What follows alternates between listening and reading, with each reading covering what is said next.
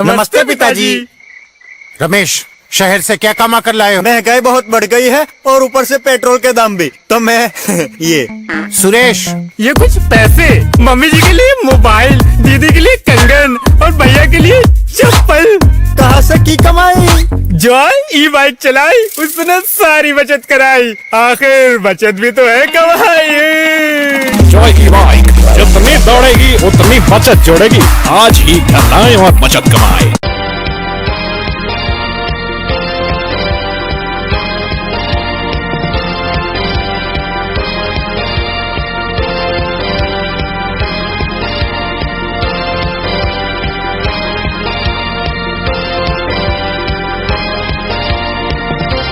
नमस्कार, मैं हूं संजय सरवरी और आप देख रहे हैं लकी डीसीएन न्यूज। खबरों की शुरुआत करने से पहले आइए एक नजर डालते हैं दिन भर की खास खबरों पर। दलित दूल्हे को बग्गी पर बिठाने को लेकर हुआ है विवाद। निराधार निकली ये बात, पुलिस अधीक्षक ने दी जानकारी। अतिक्रमण हटाने के नाम पर रस्म अदायगी, नहीं हटाया गया अतिक्रमण, घंटों तक खड़ा रहा अमला। लाडली पथ पर लाडलियों की जान का खतरा, प्रशासन नहीं दे रहा है ध्यान।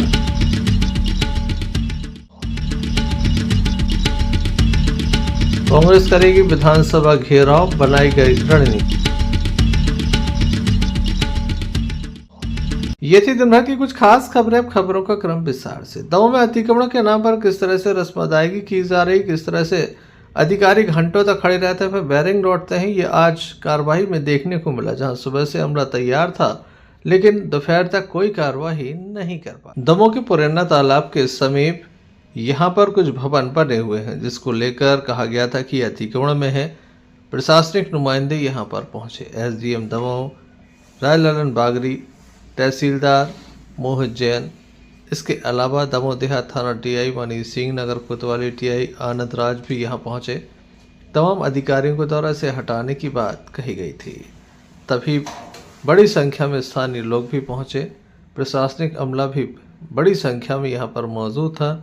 बावजूद इसके यहां पर काफ़ी देर तक बात होती रही। पहले कुछ माहौल गर्म भी हो गया था, बहस भी होती रही, बात गपशप होती रही और इस मुहिम को यहीं पर विराम दे दिया गया। सुबह से काफ़ी बड़ी संख्या में पुलिस बल को दमोह नगर कोतवाली में इकट्ठा किया गया था। वहीं राजस्व, नगर पालिका सहित अन्य प्रशासनिक अमले के जो कर्मचारी थे यहाँ पर पहुँच चुके थे।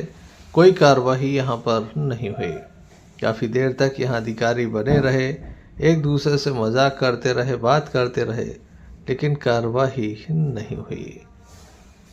इस कार्रवाई को लेकर कई तरह के सवाल खड़े किए जा रहे हैं कि जब प्रशासनिक अमले को कुछ नहीं करना था तो वह यहाँ क्यों पहुँचा? अगर सर्वे नहीं हुआ था या कोई अन्य बात थी तो पहले उसे सुलझाया क्यों नहीं गया? कई तरह के सवाल खड़े होते हैं क्योंकि लगभग बताया जाता है कि 4 घंटे तक प्रशासनिक अमला यहाँ पर बना रहा। ऐसे में अन्य कार्य प्रभावित हुए। वहीं यहाँ क्यों ये अधिकारी पहुँचे, इसके पीछे का राज क्या था?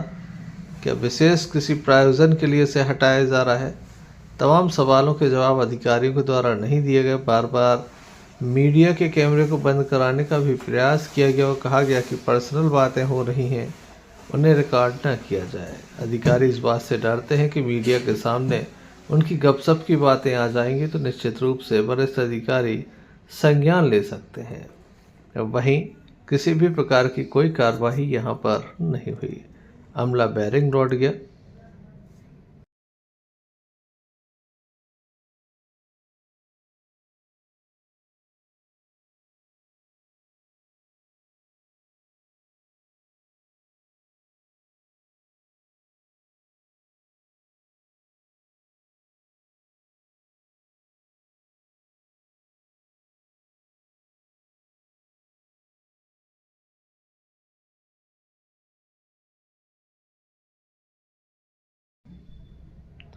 Sanjay Sarwaria, lucky DCN news, Damoh. Damoh शहर के सबसे व्यस्ततम इलाके जहां पर स्कूल, कॉलेज एवं एक अस्पताल मौजूद है, वहां पर बड़ी लापरवाही नगर पालिका की देखने को मिल रही है। दमोह के नवजागृति स्कूल के समीप जो पुलिया बनी है उसके ऊपर एक लोहे का जाल डाला गया था ताकि इस पुलिया को साफ कराया जा सके, लेकिन वह धंस चुका है। इसके ऊपर कुछ पत्थर भी डाले गए हैं। खास बात यह कि रात्रि के समय यह नज़र नहीं आता, जिसके चलते वाहन इसमें फंस जाते हैं और कई बार वाहन इसमें फंसकर पलट तक जाते हैं।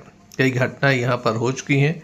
यह लाडली पदवी है जो केएन कॉलेज के लिए जाता है। नवजागृति स्कूल है, सामने मिशन स्कूल है, इसके अलावा एक अस्पताल भी है, लेकिन अधिकारियों का ध्यान नहीं जाता। आप देख सकते हैं तस्वीरों में कि ये मुख्य सड़क पर बड़ा गड्ढा है। जब इसका निर्माण कार्य हो रहा था तभी लोगों के द्वारा इस बात पर आपत्ति दर्ज कराई थी कि यहाँ काफ़ी बड़ी जाली लगाई जा रही है जो भविष्य में खतरनाक हो सकती है या लोगों को परेशानी दे सकती है। अब यही हो रहा है। लोग काफ़ी परेशान हैं क्योंकि कई बार लोगों का ध्यान इस ओर नहीं रहता और वह गड्ढे में जाकर फंस जाते हैं, गिर जाते हैं, चोटिल हो जाते हैं या फिर उन्हें घायल होने के बाद अस्पताल तक जाना भी पड़ता है। बावजूद इसके प्रशासन का ध्यान नहीं है। दमोह कलेक्टर सुधीर कुमार कोचर को भी इस संबंध में अवगत कराया गया था। उनके द्वारा इस पर ध्यान देने की बात कही गई थी, लेकिन दमोह नगर पालिका ने ध्यान नहीं दिया। कभी भी कोई भी और भी बड़ा हादसा हो सकता है। वैसे भी कुछ दिन पूर्व यहाँ पर एक बड़ा हादसा हुआ था। इसके पहले भी कई हादसे हो चुके हैं। हादसों से प्रशासन ने सबक नहीं लिया, गड्ढों को खुला छोड़ दिया। अब जो भी राहगीर यहाँ से निकलते हैं उन्हें काफ़ी सावधानी के साथ निकलना पड़ता है। खास बात यह भी है कि शहर के अगर व्यक्ति निकलते हैं तो उन्हें ज्ञान होता है कि यहाँ पर कोई गड्ढा है, लेकिन कोई अनजान निकलता है तो वह इसमें फंस जाता है। आप देखिए, ये वो तस्वीर है जो लोगों को डराती भी है क्योंकि मुख्य सड़क पर ये सब कुछ है। कब तक इसमें सुधार होगा ये देखने लायक होगा। Sanjay Sarwaria, lucky DCN news, Damoh. तालाब में गंदगी न फैलाएं। तालाब एवं तालाब के आसपास गंदगी फैलाने वालों पर 200 रुपये का जुर्माना होगा। ऐसा एक बोर्ड दमोह नगर पालिका के द्वारा दमोह की कैदों की तलैया पर लगाया गया है। ये दीवान जी की तलैया है जहां पर चारों ओर गंदगी ही गंदगी है। एक बार नहीं बल्कि लगभग 50 से अधिक बार ये खबर जो है मीडिया की सुर्खियों में आ चुकी है। कई नेता यहाँ पर पहुँचे जिन्होंने इस तालाब को साफ करने का आश्वासन दिया, लेकिन कभी इस तालाब की सफाई नहीं हो सकी। कहा जाता है कि अमृत पॉइंट 2 में ये तालाब है, बावजूद इसके अब तक कोई काम नहीं लगा। बरसों से मांग की जा रही है। ऐसा कह सकते हैं कि एक पंचवर्षीय से अधिक समय हो गया तब से इसकी सफाई नहीं हो सकी। कारण जो भी हो, लेकिन दमोह शहर के बीचों बीच इस तरह से एक तालाब बर्बाद हो गया और प्रशासनिक अधिकारी आंखें मूंदे बैठे रहे। उन्हें दरकार थी कि कोई एक ऐसी संस्था आएगी जो यहाँ पर तालाब को सफाई कर देगी और उसके बाद उसे नगर पालिका को सौंप भी देगी। लेकिन भला ऐसा कैसे हो सकता था। यहाँ पर अब त्योहारों के मौसम में घाट में जरा सी सफाई करा दी जाती है क्योंकि पानी अब छूने योग्य नहीं बचा। काफ़ी गंदा पानी है। लोगों के जो घरों से पानी निकलता है वो सीधा तालाब में पहुंच जाता है। आप इसकी गंदगी को देखकर समझ रहे होंगे कि हालात बद से बदतर हो चले हैं। अब यहाँ पानी कहीं दिखाई नहीं देता, गंदगी का आलम है, बदबू से। पुराना तालाब है यह तालाब बहुत पुराना है और पुरातन है। यह धार्मिक मान्यता है, जुड़ा हुआ भी है। बहुत सारे कार्यक्रम यहाँ होते थे, लेकिन अव्यवस्थाएं हैं, गंदगी फैली हुई है। जब से मैंने देखा है, अभी पिछले 5-10 वर्षों से इसमें कोई सफाई हो नहीं पा रही है। ये कचरा निकला भी नहीं है। अभी आप देखेंगे तो उसमें तालाब की तलैयाँ दिख रही छोटी छोटी सी। क्या चाहते हैं? प्रशासन इसको साफ सफाई कराए जिससे पानी की व्यवस्था हो सके और लोगों के लिए धार्मिक मान्यताएं भी बनी रहें। तालाबों को बर्बाद करने के लिए दमोह नगर पालिका दोषी है। ऐसे में देखने लायक होगा अपनी गलतियों को कब तक नगर पालिका सुधारती है, कब तक सफाई करती है। Sanjay Sarwaria, lucky DCN news, Damoh.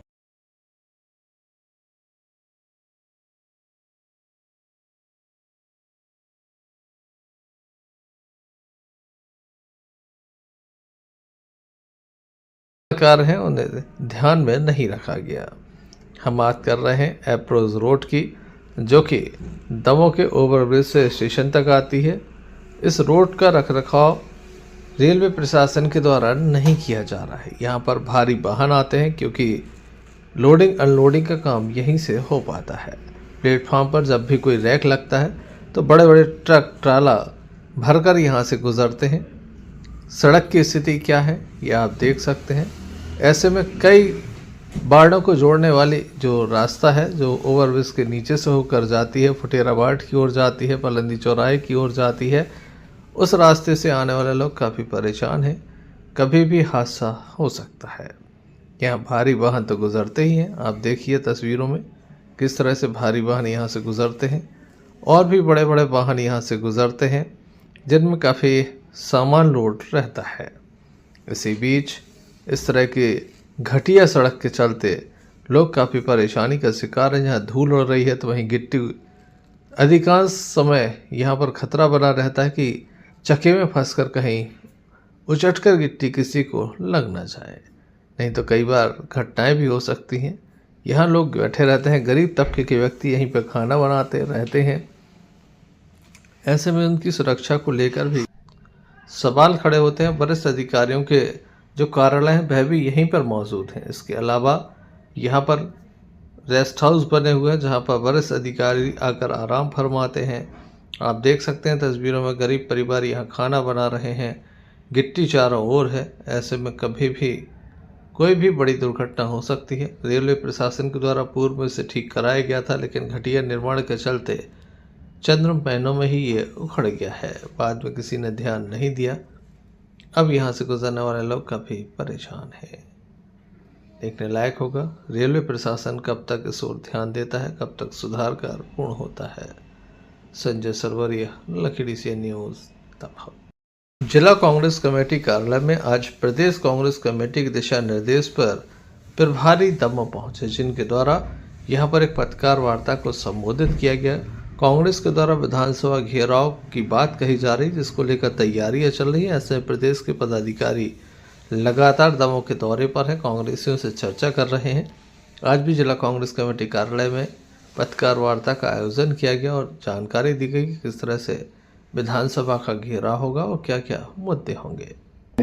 और भी बहुत सारी बातें हैं हम आपको बताना चाहते हैं। कानून व्यवस्था के बारे में आपको बता ही दिया है। जातिगत जनगणना का भी एक मामला है।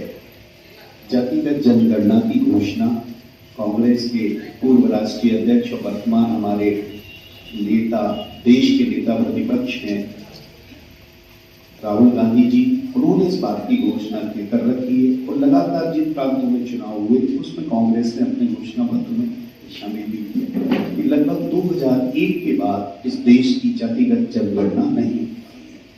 जातिगत जनगणना भी क्यों आवश्यक है कि आप लोग समझते हैं, मीडिया भी जानता है, हमारे बुद्धिजीवी भी बैठे हैं, लेकिन आम जनता की ये बात पहुंचना चाहिए। जातिगत जनगणना की बात अगर कांग्रेस ने कही है तो क्यों आवश्यकता है, 2001 के पहले क्यों हुई और उसके बाद आज क्यों नहीं भज पाई, भारतीय जनता पार्टी चाहिए। तो ये सारी चीजों का रोक लगा रखी है सरकार ने, या किसी को जानकारियां नहीं मिल रही, हो जाते हैं परिवर्तन गुपचुप तरीके से। वह संविधान जो डॉक्टर भीमराव अम्बेडकर जी ने बनाया, सरकार मोदी जी जो बैठे हैं ये सारे लोग करते चले आ रहे हैं। तो ये बहुत सारे ऐसे दलित आदिवासियों पर अत्याचार हो ही रहे, ये भी हम लोग रोज पढ़ रहे हैं, कहीं किसी को कोई न्याय नहीं मिल रहा है। महंगाई की एक बात है, ये बात बिल्कुल सत्य है। रोज हम लोग देख रहे हैं जब सारे लोग बाजार से सब्जियां लेते होंगे, हाथ ठेलों से ले रहे हों, सब्जी का फ्लक्चुएशन देखें आप। एक समय और सब्जी के अलावा दाल, गेहूं, तेल, सारी चीजें, खाने की चीजें हों, रसोई गैस हो, जितनी भी चीजें हैं, इन सब के दाम कितने गुना बढ़ गए हैं, इस पर कोई चर्चा कभी नहीं करता, इस पर कभी चर्चा नहीं होती। जनता का दिमाग डाइवर्ट कर दिया जाता है, कहां?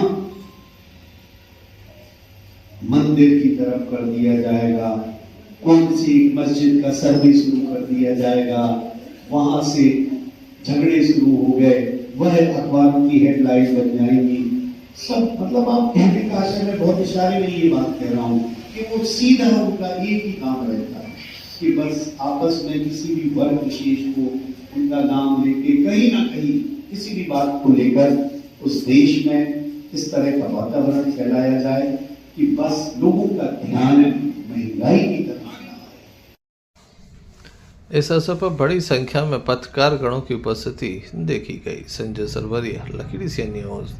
कुम्हारी धान खरीदी केंद्र पर लगातार किसानों को भारी परेशानी का सामना करना पड़ रहा है। किसानों का आरोप है कि जानबूझकर सर्वेयर के द्वारा मनमाने तरीके से धान की खरीदी की जा रही है, किसानों को परेशान किया जा रहा है।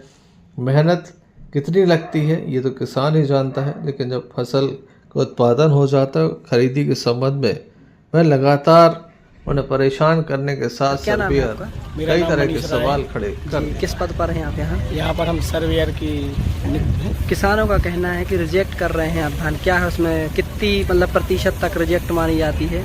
इसमें अगर सर ये जो धान है जी, धान में अगर मिट्टी की मात्रा अगर ज़्यादा पाई जाती है, अगर 1% से ज़्यादा जी, तो इस माल को हम नॉन एफिक्टिव समझेंगे, है ना जी। और अगर माल में कोई कचरा नहीं है, कोई अकार्बनिक पदार्थ नहीं है इसमें जो धान से जुड़े हुए हैं, अगर वो अकार्बनिक है तो हम नॉन एफिक्टिव करेंगे इसको।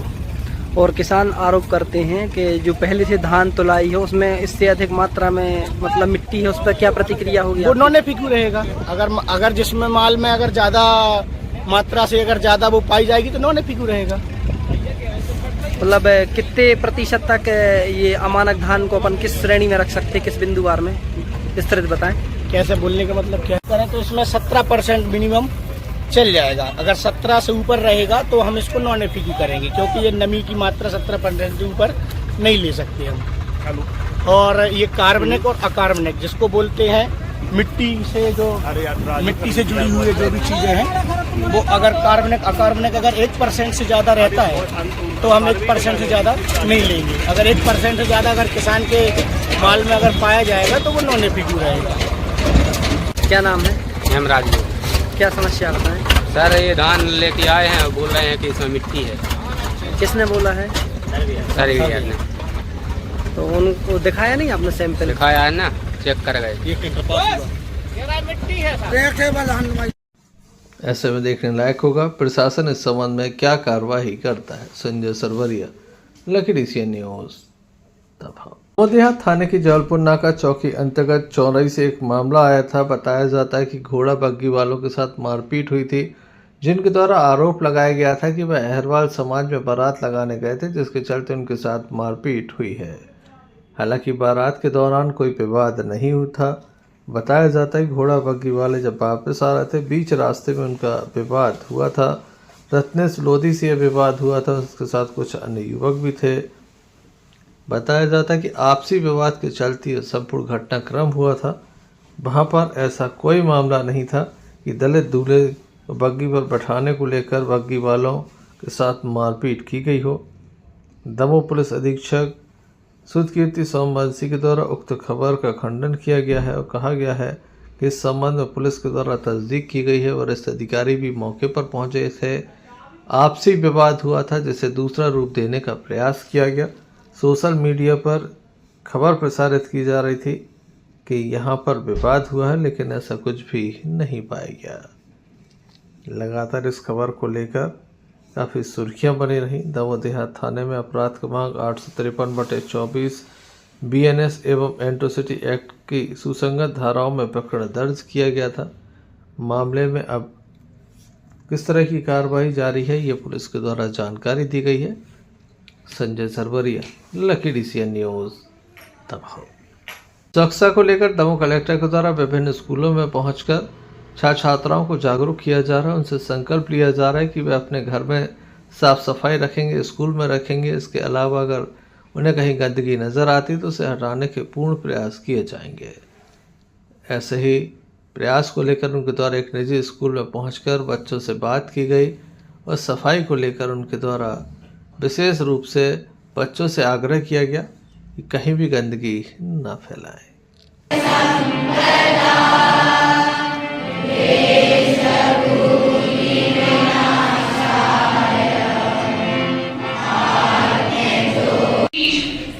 सभी लोग जानते हैं आपके स्कूल का लड़का है।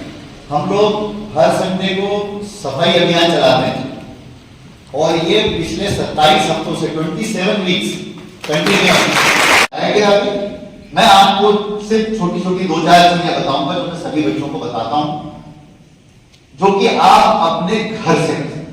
तो हम 2 तरह की टास्क आपको दे रहे हैं, एक स्कूल की टास्क और एक बच्चों की टास्क। स्कूल की टास्क क्या है मैं पहले बता देता हूं। हम लोग इंटर स्कूल कंपटीशन यानी अंतर विद्यालय गोचर में ये भी आप सभी के विद्यार्थी रहे हैं स्कूल में।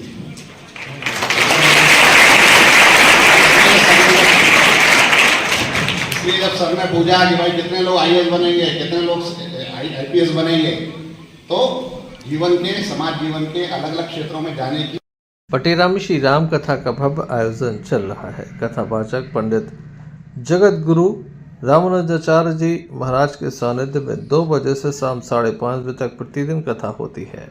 काफ़ी बड़ी संख्या में कथा सुनने के लिए लोग पहुंच रहे हैं। वहीं बताया जाता है कि सुबह 9 से 12 और शाम 7 बजे से 9 बजे तक दिव्य दरबार भी महाराज जी के द्वारा लगाया जा रहा है। लोग अपनी समस्याओं को लेकर यहां पर पहुंच रहे हैं। 13 दिसंबर को विश्व शांति महायज्ञ की पूर्ण आहुति प्रसाद वितरण का आयोजन होगा। पटेरा नगर, जमुनिया, राजाबंदी, भवनपुरा, कुड़ई आदि जन समुदाय यहां पर मौजूद नजर आया।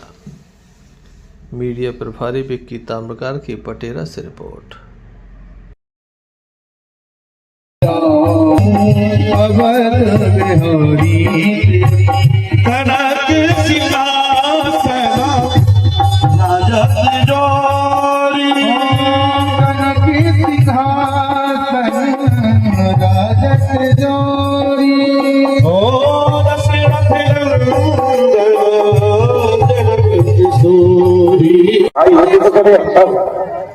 अच्छा हुआ राजा बंदी की इतनी जल्दी आजकल लोगों इतने में नजर पड़ी गुरुदेव भगवान की, इतने में नजर पड़ी माताओं के ऊपर, माताओं के चेहरे देखे, समझ गए पिताजी की मृत्यु सुनी, दुखी हुए पिता को याद करके खूब रोए, तिलांजलि दी। रात्रि विश्राम हुआ है, रात्रि बैठे महाराज। देखो यहाँ एक और एक नियम है प्रकृति का, बेटी अपने ससुराल में कितनी ही प्रसन्न क्यों ना हो, लेकिन जब अपने पिता को देखती है, ये बात चले तो जाओ, हिम्मत तो करो। मेरा गंगा स्नान जब तक नहीं होता है इतनी ठंड लगती है मैं आपको बताऊं, तो यार आज मेरे बाप रे बाप हाथ हो जाए ऐसी ठंड। यहाँ से स्नान करने जाओ तो इधर पैरो, फिर बनियान पैरो, फिर ऊपर से जर्सी पैरो, फिर और ऊपर से कचूलों को कमरा ऊपर ऐसी ठंड, कितने पाप में सब सिर में चढ़ जाते हैं। नहीं नहीं नहीं नहीं नहीं नहीं नहीं डरना नहीं, तो एक बार हिम्मत करके डूब जाओ, बस भगवान की ओर एक कदम उठाओ। पहला कदम ही उठाना कठिन है महाराज, आखिरी अपने आप उठ जाएगा, उसकी चिंता मत करो, पहले एक बार उठाओ। बुंदेली जलवा महोत्सव का आयोजन दमोह तहसील ग्राउंड पर किया जा रहा है, जिसमें लगातार कलाकार एक से बढ़कर एक प्रस्तुतियां देने के लिए आ रहे हैं। कई टीवी कलाकार होंगे तो एक से बढ़कर एक यहाँ पर फोक नृत्य किए जाएंगे। कला और संस्कृति का महासंगम, महाकुंभ जिसे कहते हैं, कलाकारों का बुंदेली जलवा महोत्सव 2024 होने जा रहा है। 22 दिसंबर 2024 को दमोह के तहसील ग्राउंड पर शाम ठीक 4 बजे से हम आपको बता दें कि राष्ट्रीय अंतर्राष्ट्रीय कलाकार इसमें हिस्सा ले रहे हैं। दमोह के तहसील ग्राउंड पर यह आयोजन होगा। महिलाओं के बैठने की विशेष व्यवस्था होगी। सुरक्षा की तमाम तरह के प्रबंध किए गए, सीसीटीवी कैमरे भी लगाए जा रहे हैं। तो हो जाइए तैयार आपके अपने मंच दमोह के बुंदेली जलवा महोत्सव के इस मंच पर होने वाले तमाम तरह के जलवों को देखने के लिए दमोह के तहसील ग्राउंड पर जरूर पहुंचे। 22 दिसंबर 2024 शाम 4 बजे से।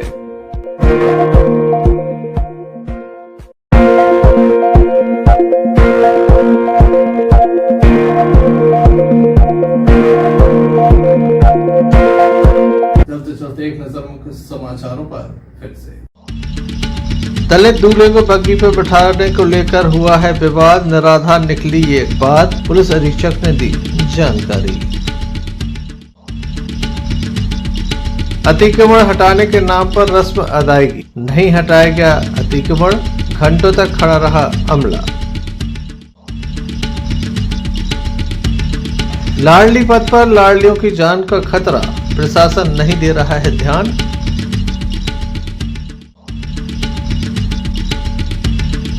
कांग्रेस करेगी विधानसभा घेराव, बनाई गई रणनीति। ये थे अभी तक के कुछ खास खबरें। न्यूज़ बुलेटिन लेकर हम पुनः हाजिर होंगे, तब तक ले दीजिए हमें इजाजत। नमस्कार। फारूक अंकल को ये कहने की क्या जरूरत थी? ये बैगन की बातें नको करो जी। तुम बस मेरे को एक इलेक्ट्रिक स्कूटर दिखा दो यारो, जो दिल खोलकर चलाने की आजादी देती। मैं चड्डी बनियान पहन को फुल टाइम सर पे खड़ा रह जाता। देखो, प्रेजेंटिंग द ऑल न्यू मीहॉस, इंडिया का सबसे मजबूत electric scooter with extra large space and comfort, यानी दिल खोलकर चलाने की आजादी। मीहॉस, भारत का अनब्रेकेबल जॉय।